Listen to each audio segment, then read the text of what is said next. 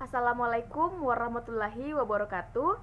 My name is Sri Astutiana. I'm from STKIP Muhammadiyah Bone. I will present the result of my assignment entitled Morphosyntax, Generalizing the Rules, the X bar Schema. Let's start. 0. Introduction. In the last chapter, we look at how certain basic word order facts could not be generated by X bar theory alone. Instead, we saw that we need another rule type, the transformation. Transformation takes X bar trees and move elements around in them. The kind of transformation we look at three move heads into other heads.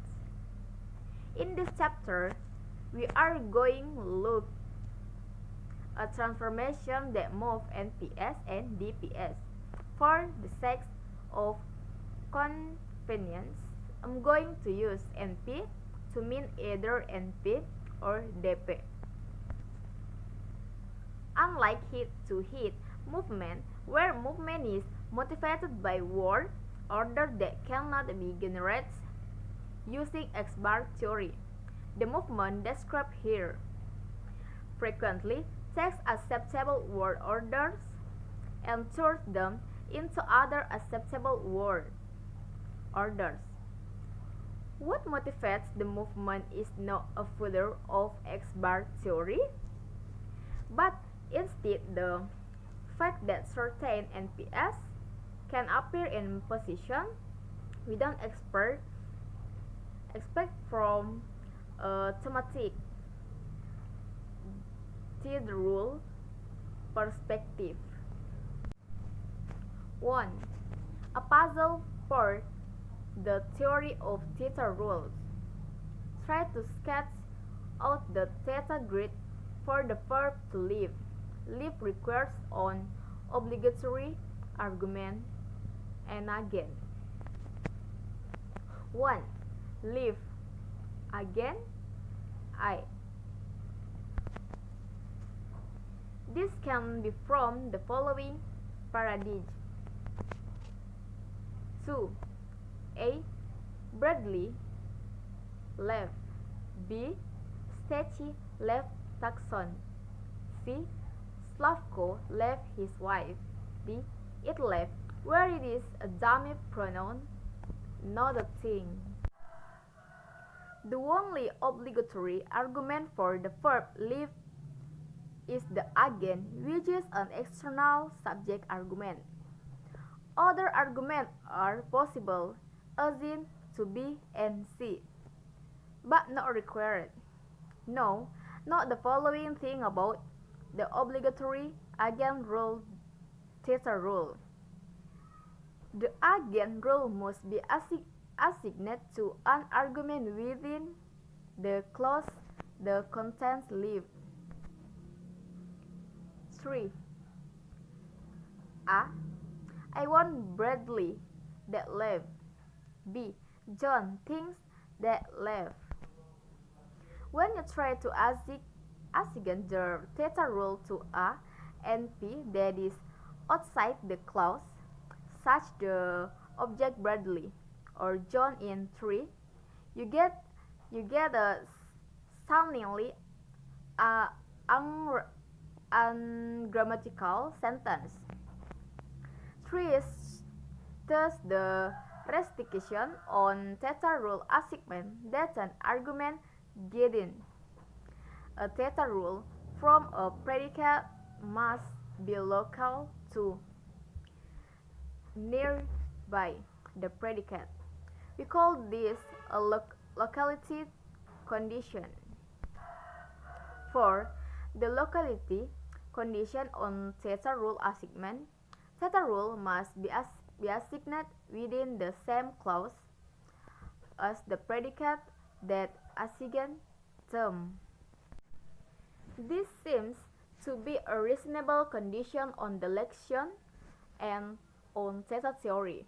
Now, Look at the following sentence. 5. John is likely to leave. John here is the agent of leaving, but the NP, John appears in the main clause, far away from its predicate. Even more surprising is the fact that 3. There seems to be no subject of the embedded clause. The solution to this problem is simple. There is a transformation that takes the noun John and moves it from the lower clause to the higher clause.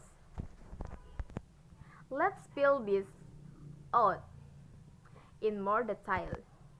The theta grid for is likely include only one argument, the embedded clause. This is seen in the fact that it can appear as the sole theta marked argument. 6. That John will leave is likely. 7. It is likely that John will leave. 8. Proposition J. If this is the case, then in sentence 5, John is definitely not receiving his theta rule. From is likely. This should be obvious from the meaning of the sentence as well. 9. Look this tree diagram. 10. NP movement. Move an NP to a specific position. Notice that in the structure 3 in 9, the specifier of TP is unoccupied. We can then move the NP John into that position, resulting in the 3 in. 11. Do you see tree diagram?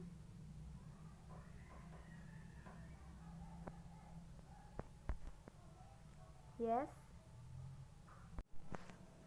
As we stated in the last chapter, transformations are very powerful tools, and we want to limit their use.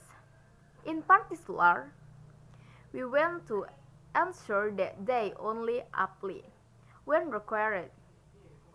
Transformation tools need motivation or triggers. Look at the sentence in 12a.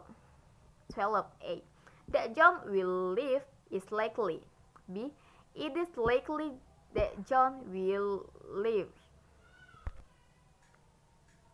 Recall back to the chapter on the lexicon. The presence of the theta rule less it in B is forced by the extended projection principle. A.P.P. The requirement then that every sentence we have a subject. We may speculate that the absence of a subject in the structure of the main clause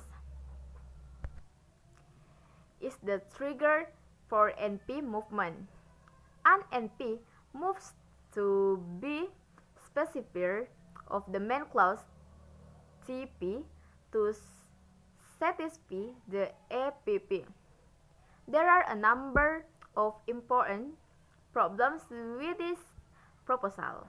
For example, it does not explain why we don't use expletives in this environment. 13. It is likely John to leave. Nor does it explain why only the subject NP or embedded clause can satisfy the APP but not the move object NP. 14. Bills is likely John to hit T. Okay, that was the result of percentage of me, more or less, please forgive. Wassalamualaikum warahmatullahi wabarakatuh.